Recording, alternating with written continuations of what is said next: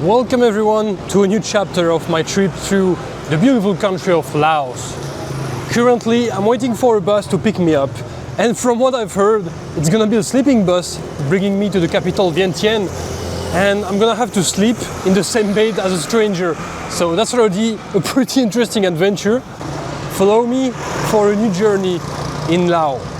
So yeah, that wasn't a lie. There's actually 2 spaces per bed. Like one bed is for 2 people, and the space is extremely small. I don't know if you can see it well on the camera, but I'm bigger than that. I'm not fat or anything. And it's not long either. I'm way taller than that. I'm not gonna spend a good night here, definitely not.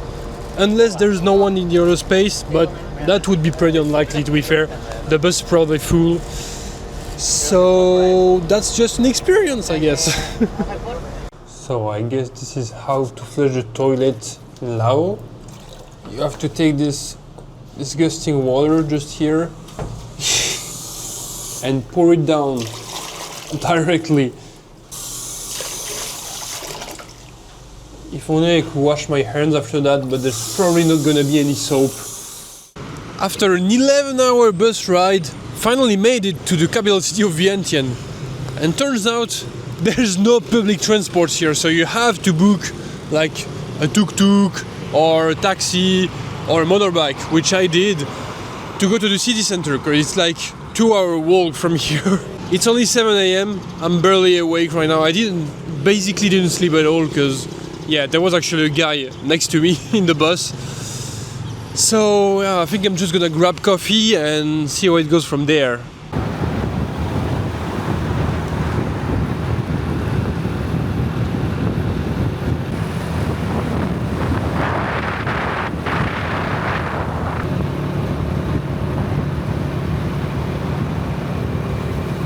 I'm currently in Starbucks, applying for a new visa for the next country. Guess which country it is? I'll give you a big hint. This country borders Laos. Maybe it will be something for our next video. We'll see. Let's explore a Laotian supermarket, shall we? Looks like they have a lot of European cheese. It's bloody expensive though, like this one. I don't know, 6 euros. And they have butter from New Zealand, of all places, which is like, that's like 7, 8 euros. No, that's definitely not your average Laotian supermarket. Like, people here they can't afford that. That's like a supermarket for expats. And wine as well. Well, yeah, that's definitely not your average supermarket here. People can't afford any of this. They made some little statues. Okay, this one is not lore accurate, he's not black. He's a very white man, like this one. This one is lore accurate. It's funny that they made a statue of Tintin. I don't know how to say that in English, because it's not English, it's French. Technically it's Belgian, but it's written in French. So I guess it just shows some effects of the colonizations, because I've seen a lot of things about Tintin even in Vietnam, and I think Cambodia as well. It's a pretty old comics. It was from it started in 1930s. It already existed when those countries were colonized, which is interesting. Alright, so before visiting some of the things that this capital has to offer, it's important to know a little bit of Laos' modern history. Can you shut up? So, Laos' actual name is the Lao People's Democratic Republic, and it's one of the only 5 communist countries remaining today. But of course, it hasn't always been communist. In the beginning of the 20th century, it used to be part of Indochina, which was a French colony. But then the Indochina War happened, and well, along with Vietnam, they just gained their independence. But they gained it as the Kingdom of Laos. What happened next was, what is known as the Vietnam War. And we can say that Laos is actually the biggest collateral damage of this war, because it was basically the American, which supported the south of the country, fighting against the forces, fighting against the north of the country, which was communist. I'm talking about Vietnam right now. Because inside Laos, there was also a group known as Pathet Lao, which was basically the Communist Party of Laos. And they pretty much helped North Vietnam, which ended up with the American bombing immensely the entire country, which gives now the title to Laos of the most bombed country in the world. A couple of years later, the Pathet Lao also gained control of the country of Laos. And that's how today the country is still communist. But yeah, there's this guy called Kason Phomvihan. Let me read that. Kason Phomvihan. I'm probably pronouncing that very badly. But anyway, this guy is like the Ho Chi Minh of Laos. And even the city of Savanaket, which was the first city I went to when I arrived in Laos, it's also known as Kason Phomvihan. So this guy, can you stop, guys? This guy is very loved throughout the country. He's like a big figure of the Laotian revolution. Man, I'm actually so bad at storytelling, it's pretty crazy. Even more in English, because it's not my native language. But I hope you haven't quit the video yet, because there's some nice things to come. Come with me. So we got a big statue of this gentleman right here, whoever that is. And right behind me, after this big swamp, is the Mekong River. And if you follow the last video, well, I've been following this river since pretty much the beginning of the trip, and it's not gonna end anytime soon. This is like the big river that forms most of the border between Laos and Thailand. And here we go. This is a Chinese-built hospital right in the middle of Vientiane. And oh boy, this is definitely not gonna be the only Chinese-built thing we're gonna see in Laos. You're gonna see that tomorrow. When the Chinese go at it, the buildings are just so much better. Pretty much all the infrastructure is so much better because they have money. Man, you got pretty much nothing on the right side everywhere until you reach this absolute gargantuesque place. Don Chan Palace. I bet this is like the place where like the presidents and the billionaire spend the night. It has to be. And here we got a sitting Buddha. And right here, a reclining Buddha. These guys are everywhere. It's pretty crazy to think that this guy, he was just a regular guy born in India. He lived a normal life, and now he has statues everywhere in Southeast Asia, thousands of kilometers from his hometown. I don't know enough about Buddhism, but what I know at least is that it's the majority religion in this country. I think it's like 2/3 of the population is Buddhist. There's still 1/3 who is not Buddhist, because actually there's a lot of ethnic groups in Laos. It's not just the Lao people. The Lao people are just a little over half of the population. It's a very diverse country. Oh, and here's a Buddhist monk. Man, I don't know what happened here, but this building is not in a good state. But they're working hard. And here's the temple. Another temple. They have temples everywhere. I mean, they're Buddhist after all. That's just like churches in Europe.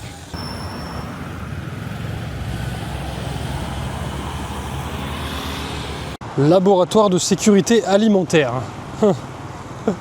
It's pretty interesting that they have, a bit too zoomed in. I was saying it's pretty interesting that they have some random things written in French sometimes for some reason. I mean, that's one of the only signs of French colonization that I can see, because there's probably some, well, French colonial architecture, but if you expect me to recognize it, then you're on the wrong channel, because I have absolutely no idea. I'm really bad at this. Alright, I just had a bit of an issue with this ATM right there. I tried to withdraw some cash, like 2 million kip, and I was gonna film it.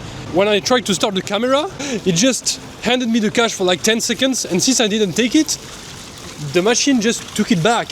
So I'm just fucked, I guess. Okay, so let's try again. From what the guy told me, the previous transaction, I'm gonna get my money back instantly, so we'll see that tomorrow. This is me from 2 months into the future. I never got my money back. I wanted to show you the local currency. Yep, let's take that quickly. Can I have my card back, please? Yeah. I think their strongest banknote is 100,000, which is pretty much the equivalent of less than $5.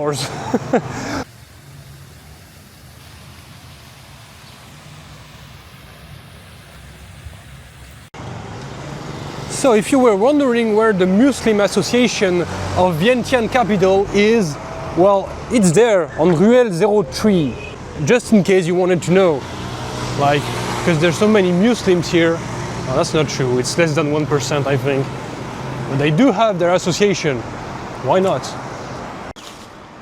And also, just in case as well, the embassy of Brunei Darussalam is right there. They do have a pretty nice building.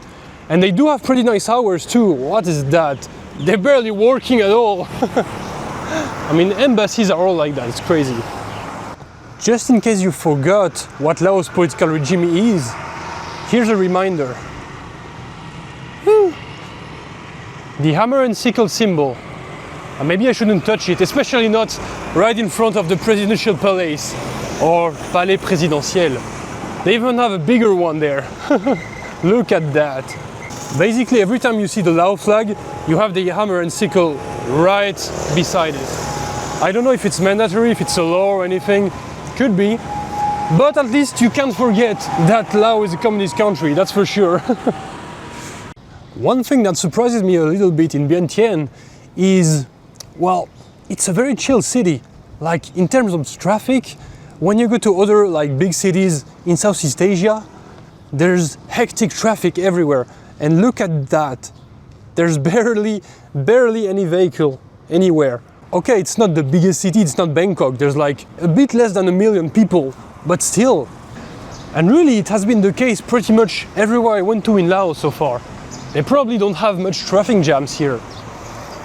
It's a small country. I mean, it has like less than 8 million people total. So that's the result. Pretty nice. So the UN's office is right there, right next to this pretty big victory monument. Or should I say, the Triumph Arch. Did they just copy France? No, I'm just kidding, there are Triumph Arcs everywhere. But this one looks pretty cool.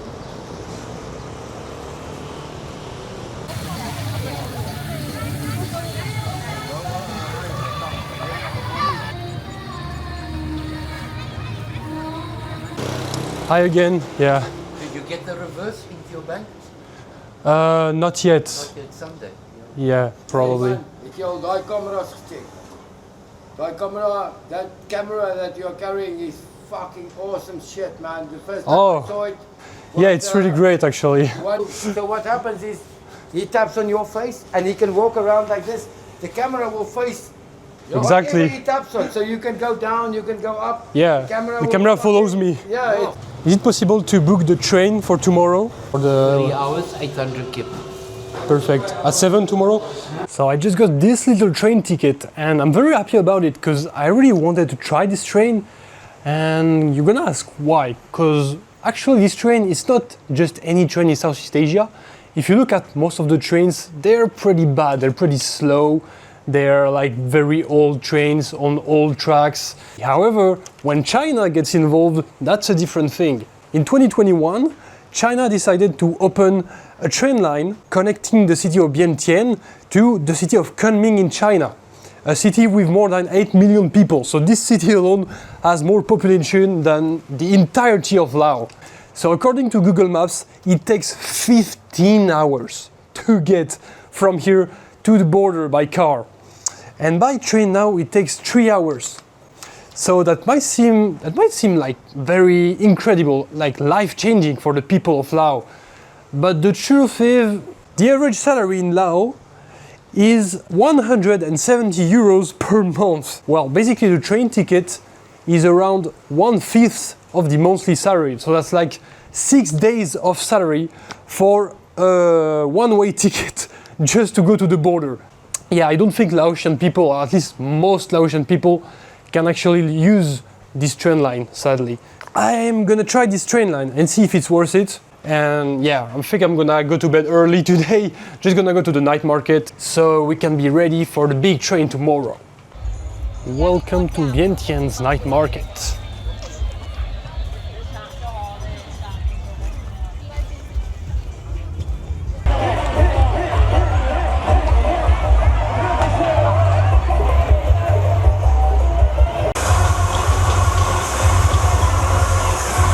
Okay, clothes, amusement park, that's fun and all, but this is what I came for.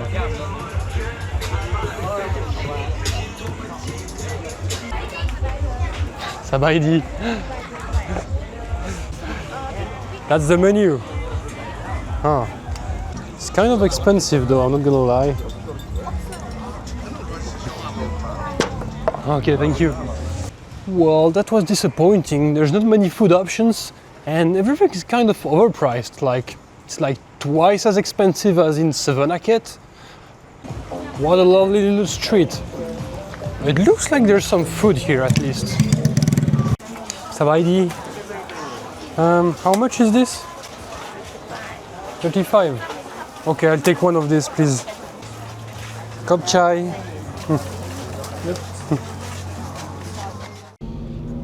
It's 7 a.m. I'm going to the train station already.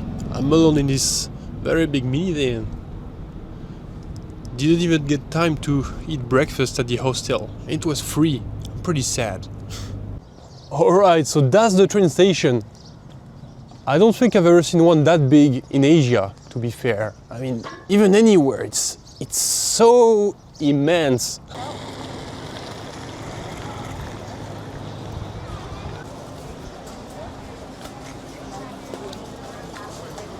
Alright, I need to tell you what just happened to me. I was at the security check there, and yeah, it's like really airport level security here, but well, it turns out I put my bag in the thing, and when I go to the other side, one of the guys of the security or a policeman, I don't know, he asks me, do you have an e-cigarette? And yeah, I do actually have one. So yeah, I don't lie, I show him the e-cigarette. Turns out e-cigarettes are illegal in Laos. So the guy tells me to follow him and he brings me to a room, a very wide room, and there's 2 other security guards there, or 2 other policemen probably. And so he starts to ask me for money. Yeah, I mean, he was pretty nice, you know, he didn't threaten me or anything like that. He was just like, you have to give me money and I give you back your passport. I shouldn't have brought this e-cigarette here. I didn't think about it, to be fair. Is it legal or not? I don't even care. I don't even use it basically at all. So I had to negotiate with him because he wanted me to pay between 5 and 10 million. I didn't want to pay that much because 5 million is like 220 euros. Yeah, I gave him around a bit more than 80 euros just for the e-cigarette. And I don't have any money left. My wallet is empty. That's not really an experience I wanted to have. So yeah, I guess let's just wait for the train now.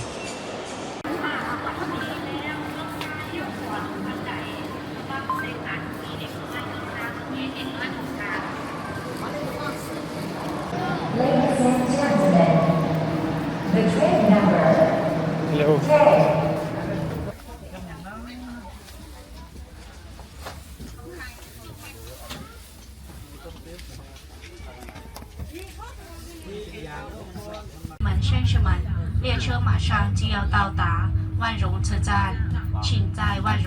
Your attention please. The train is arriving at Wang Vieng Station. The passenger who will get off the train at Wang Vieng Station, please take all your belongings.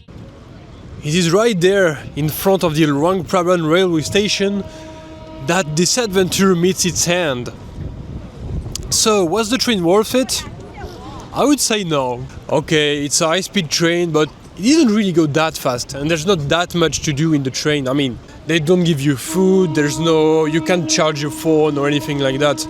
It's just a regular train for the most part. And, well, it's pretty bloody expensive, especially for the people living here, I'm pretty sure. And it's even more expensive when you have to pay a fine right before boarding a train, but that's another story. It's my fault, even though I'm pretty sure they just put my money in their pocket. But anyway, my adventure in Laos is not over yet. There's still some interesting things to come. But for that, stay tuned, because it's gonna be in the next video. Until then, catch you later!